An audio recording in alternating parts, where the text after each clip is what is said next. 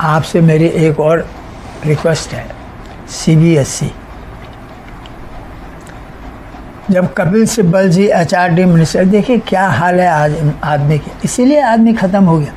आदमी को आपने रिसोर्स कह दिया, ह्यूमन रिसोर्स, जो कि man who is source of all resources, जिसको हम ह्यूमन पावर कहते थे, मानव शक्ति, जो सबसे बड़ा शक्तिशाली भगवान की सबसे बड़ी कृति है, उसको आपने रिसोर्स बना दिया।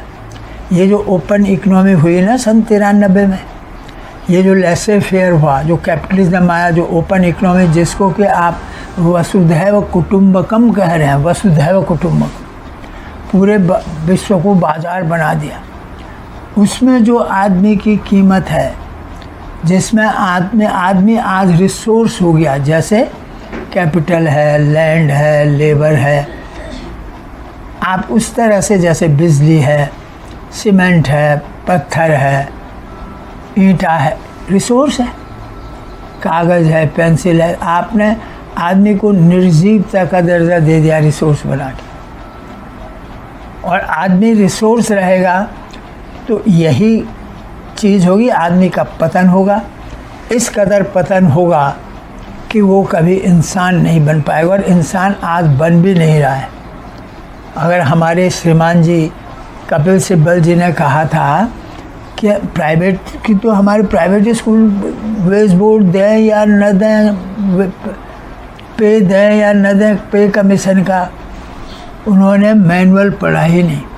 और मेरे हिसाब से मैं ये मानता हूँ, CBSE का manual has legal force, even if not pass by parliament, it has legal sanctity, it has statutory sanctity, it has statutory force. क्योंकि 50% से ज़्यादा एजुकेशन सिस्टम CBSE गवर्न करता है, CBSE के कंट्रोल में है। चाहे रजिस्ट्रेशन, पंजीकरण, रिकॉग्निशन, ये सब, और इतने अनाप शनाप फीस, इतना अनाप शनाप पावर, सब कुछ CBSE के अंडर में है, उनके हाथ में है, जो कि पूरे भारत को गवर्न कर रहा है एजुकेशन। आज सारे इम्तहानों के पेपर भी CBSE के सिलेबस से सेलेक्ट होते हैं, बनते हैं। तो CBSE ये कैसे कह सकता है कि हमारी कोई जिम्मेदारी नहीं, बल्कि उनकी जिम्मेदारी यह है, जैसे मैनुअल में लिखा हुआ है कि सेशन के बीच में आप फीस नहीं बढ़ा सकते, हमेशा बढ़ती है।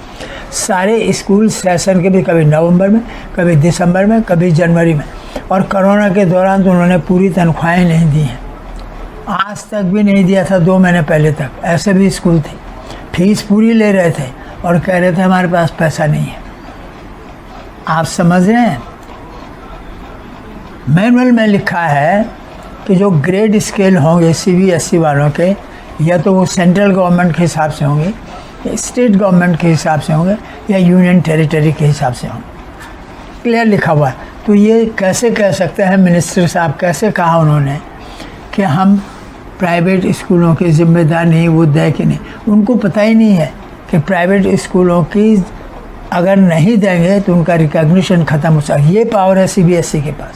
और CBSE is an institution, a board, एक स्टैट्यूटरी बॉडी। आप स्टैट्यूटरी बॉडी, पब्लिक ड्यूटी है, because the manual cast a public duty on CBSE board, therefore it is authority even if the manual is not enacted by the parliament. आप समझ रहे हैं, आप इन मिनिस्टरों को, इनको कुछ अकल आनी चाहिए, समझना चाहिए बोल क्या रहे हैं।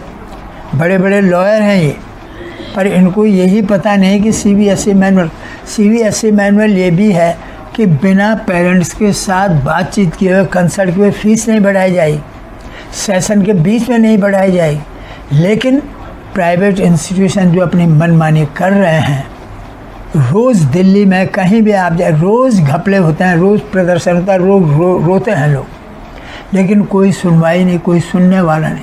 क्योंकि इस कदर इस सरकार में प्राइवेटाइजेशन की इतना भूत सवार हो गया है, इतना पागलपन सवार हो गया।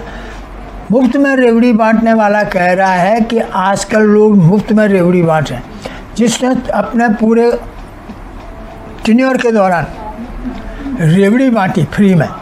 वो कह रहा है कि आजकल एक प्रचलन चला हुआ है कि रेवड़ी बांट रहे हैं लोग फ्री में। जिसका अहंकार सिर में चढ़ के बोलता है वो भगवा धारण करके केदारनाथ में तपस्या करने जा रहे हैं। आप बताइए क्या है ये कथनी और करनी? इसीलिए गाली पड़ रही है, पदों की गरिमा जा रही है, सरकारों की गरिमा जा रही है, क्योंकि वो अपनी ड्यूटी समझ ही नहीं रहे। सब लोग हड़पने में लगे हुए हैं। Usurping, siphoning, everybody interested in siphoning the money. अपने ऐसो आराम ठाट बाट के लिए रिश्वत को एक उन्होंने पैरेलल साधन बना दिया। अगर ये व्यवस्थाएं नहीं सुधरी, ये सुधरेगी नहीं इस व्यवस्था में जब तक इस देश का संविधान नहीं बदला जाएगा। देशवासियों, आपको समझना पड़ेगा कितनी बातें कहें, कितनी बातें न कहें। कितने केसेस हैं पड़े हुए, 10 साल से कम, 10 साल के केसेस तो पता नहीं कितने कोर्टों में पड़े हुए, इवन इन सुप्रीम कोर्ट। इसलिए ये व्यवस्था तब तक नहीं सुधरेगी। आप रोते रहो, आप गाली देते रहो, गाली देंगे, नई सरकारें चुनेंगे, नई वोट देंगे, फिर दूसरा आएगा वो उनका भी गुरु निकलेगा भ्रष्टाचार, फिर आप कितनों को बदलेंगे। उत्तराखंड में 20 सालों में हर 5 साल में सरकार बदली, हर 5 साल में। एक 5 साल कांग्रेस, दूसरे 5 साल बीजेपी, फिर दूसरे 5 साल कांग्रेस। माने जिसको थूक रहे हैं उस थूक को चाट रहे हैं। फिर वो कांग्रेस गई, फिर बीजेपी। ये पहली दफ़े इस समय हुआ इत्तेफाक से बीजेपी दूसरी दफ़े है, अन्यथा आज तक कभी दूसरी दफ़े आई नहीं। अब लोगों के पास विकल्प ही नहीं है, अपना ही थूका हुआ थूक चाट रहे हैं। इसका मतलब ये है कि जैसे मैंने पहले भी कहा कि आप शराब नहीं बदल रहे हैं, आप तलवार नहीं बदल रहे, आप कातिलों को बदल रहे हैं, दारूबाजों को बदल रहे हैं, बोतलों को बदल रहे हैं। ध्यान रखिए, ये संविधान जो आए बना रहे हैं हम, उसमें हम तलवार बदल रहे हैं, उसमें हम शराब बदल रहे हैं ताकि कातिल पैदा ना हो, शराबी पैदा ना हो, बोतलें न बने। आप समझे?